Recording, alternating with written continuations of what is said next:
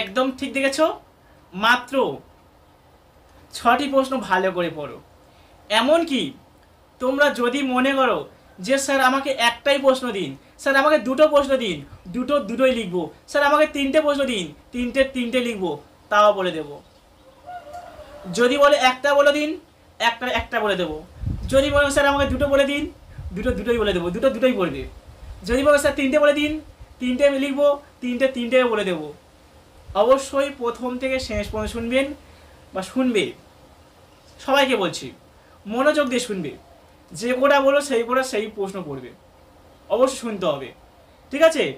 তো সাজেশনটি কাজের জন্য তোমরা প্রথমে ইতিমধ্যে থাম্বনেল দেখেও বুঝে গিয়েছো যে সাজেশনটি কাজের জন্য। তোমরা যারা কলকাতা বিশ্ববিদ্যালয় অন্তর্গত বা ক্যালকাটা ইউনিভার্সিটি অন্তর্গত বিভিন্ন কলেজে পড়ছো 6th সেমিস্টারে এডুকেশন অর্থাৎ শিক্ষাবিজ্ঞান সাবজেক্ট অনার্স নিয়ে, তাই তো? তোমার জন্য সাজেশন মাস্টার প্ল্যান অনুযায়ী মাত্র 6টা প্রশ্ন। আমি প্রশ্ন স্টার মারবো, বলে দেবো, ভালো করে শুনতে হবে। তবে তোমাদের একটা কথা বলি, তোমরা আগে আমার একটা এই নামে অন্য একটা ইউটিউব চ্যানেল ফলো করতে, তো এই একই নামে এবং same to same Shovan Haldar CC নামে তোমরা আগে ফলো করতে। দুর্ভাগ্য কারণবশত ইউটিউব কোম্পানি থেকে আমার চ্যানেলটা, বড় চ্যানেলটা রিমুভ করে দেয়।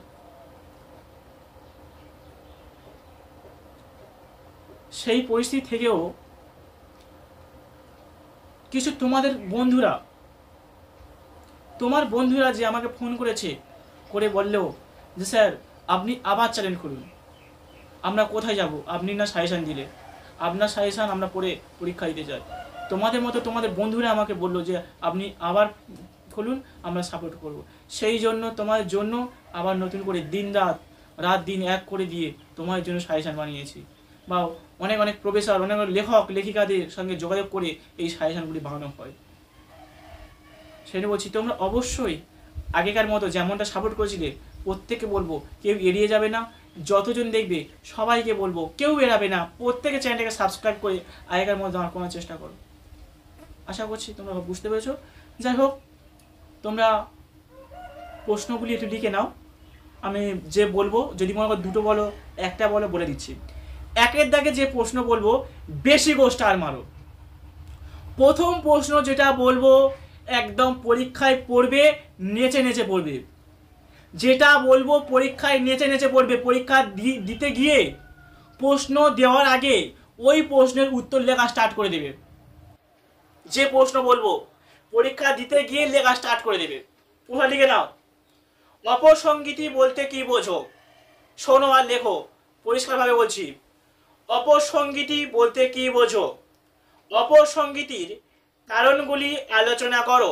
প্রশ্নের মান 10, বেশি করে স্টার মারো।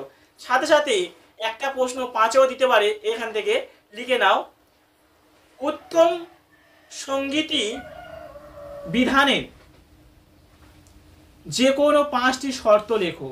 উত্তম সঙ্গীতি বিধানের যে কোনো 5টি শর্তে লেখো। এটা কিন্তু 10এ আসবে, একটা 5এ আসবে। আমি তাও বলে দিলাম, কি বললাম? অপসংগীতি বলতে কি বোঝো? অপসংগীতির কারণ আলোচনা করো। সাথে সাথে একটা করবে উত্তম সঙ্গতি বিধানের যে কোনো 5টি শর্ত লেখো। এই দুটো করলে দুটোই পড়ার চান্স। প্রথমেরটা যেটা বলেন 10এ, আর দ্বিতীয়টা যেটা বলেন 5এ। ঠিক আছে, পরবর্তী একটা স্টার মারো। তোমাদের 2 জায়গায় প্রশ্ন বলে লেখো, 10এ এবছরে পড়বেই। উদ্বেগ, ভালো করে শোনো। উদ্বেগ জনিত বিশৃঙ্খলা কাকে বলে? উদ্বেগ জনিত বিশৃঙ্খলা কাকে বলে? উদ্বেগ জনিত বিশৃঙ্খলার লক্ষণগুলি আলোচনা করো। বেশি করে স্টার মারো। এই দুটোই পড়বে। যদি মনে করো 3টে দাও, 3টেও বলছি লেখো। প্রশ্নটা বেশি করে স্টার মারবে। এই প্রশ্নটা এবছর পড়ার চান্স খুব। লিখে নাও। মনোসমীক্ষণ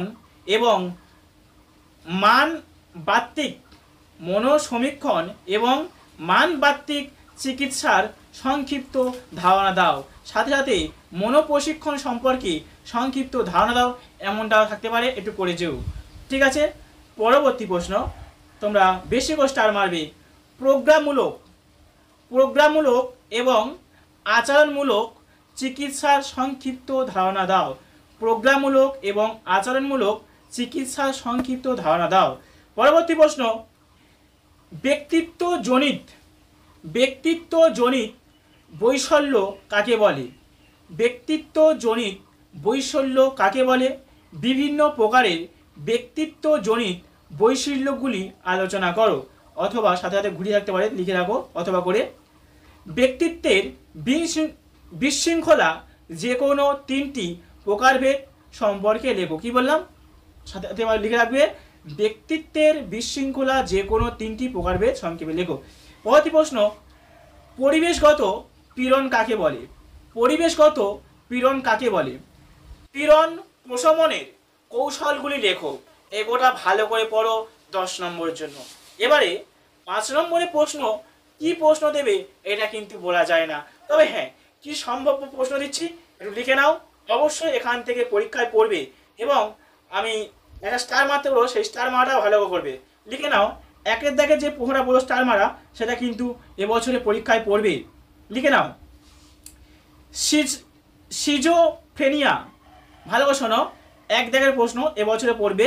সিজোফ্রেনিয়া সম্পর্কে একটি সংক্ষিপ্ত টিকা লেখো বা 5টি লক্ষণ এরকম থাকতে পারে। কি বললাম?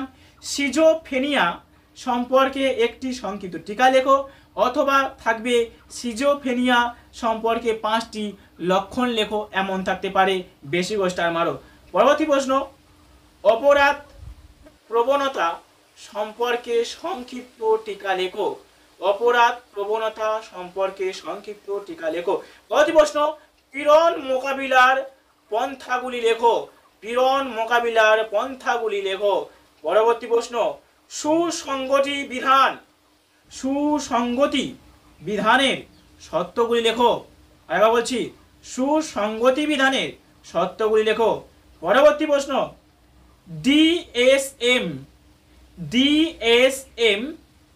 5 সেকশন 2, DSM 5 সেকশন 2 টি উল্লেখিত যে কোনো 5টি ব্যাধির নাম লেখো। পরবর্তী প্রশ্ন, পীড়ন ও পীড়নকের মধ্যে পার্থক্য লেখো। পরবর্তী প্রশ্ন, প্রজ্ঞামূলক চিকিৎসার সংক্ষিপ্ত ধারণা দাও। এটাকে আগে বলে দিয়েছিলাম, তাহলে এটা তো লিখে রাখো। পরবর্তী শেষ প্রশ্ন, বস্তু নির্ভর। শেষ প্রশ্ন, আর কোনো প্রশ্ন দেবো না। বস্তু নির্ভর মানসিক বিকাশ সম্পর্কে সংক্ষিপ্ত টিকা লেখো। এই কটা প্রশ্ন ভালো করে পড়ো, পড়লে আশা করছি হয়ে যাবে। এটা চ্যালেঞ্জ করে বলছি। বোঝা গেল? আমি শ্রবণ স্যার একদম যে প্রশ্নগুলি চ্যালেঞ্জ করে বলি, সেই প্রশ্নগুলি কিন্তু দাগে দাগেই পড়ে। সে বলছি, যেভাবে বললাম সেই প্রশ্নগুলি কিন্তু ভালো করে পড়তে হবে, রিস্ক কেউ নিবে না। অবশ্যই তোমরা 100% উপকৃত হবে এবং লাভবান হবে এবং ভালো নম্বর পাবে। আর 6 সেমিস্টার কমপ্লিট সেমিস্টার আমিও রিস্ক নিলাম না, ভালো কোশ্চেন আমার জড়িয়ে গিয়েছে। তো 6 সেমিস্টার কমপ্লিট সেমিস্টার আমিও রিস্ক নিলাম না, 5 নম্বরের জন্য অতিরিক্ত দিয়ে দিলাম।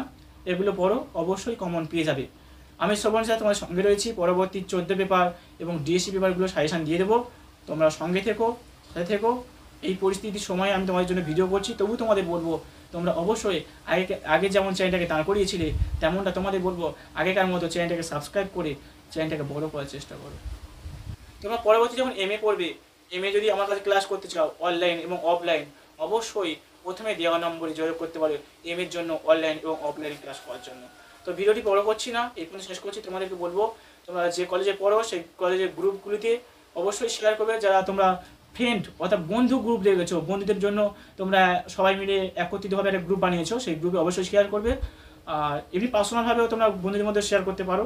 আর অবশ্যই প্রত্যেকে সাবস্ক্রাইব করবে, বন্ধুদের বলে দেবে যে চ্যানেলটাকে প্রত্যেকে সাবস্ক্রাইব করে যেন, অবশ্যই বলে দেবে। তো ভিডিওটি এই পর্যন্ত শেষ করলাম। ভিডিওটি প্রথম থেকে শেষ করে দেওয়ার জন্য সবাইকে ধন্যবাদ।